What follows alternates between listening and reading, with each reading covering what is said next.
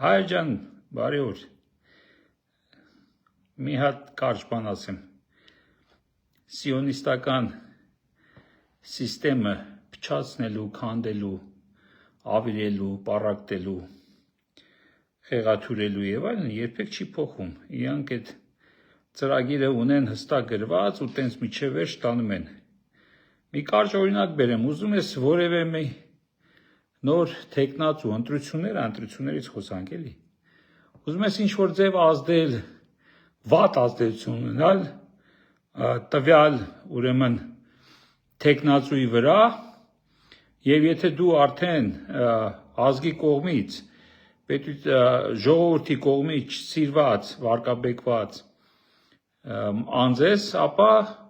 ուղղակի քեզ պետքա գովաբանես ինչ-որ մեկին տեխնացուներից, ում որ ուզում ես վատություն անես։ Մի պարզ օրինակ, տեսա շատերը ոգևորվել են, ասում են, տեսեք,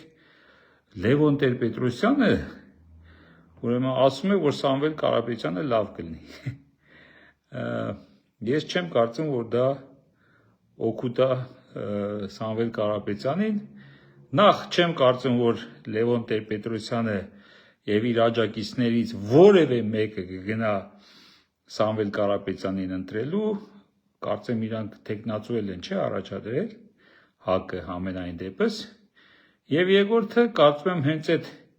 գովելով եւ նրա օգտին խոսալով, ինչպես ես ասեցի, նա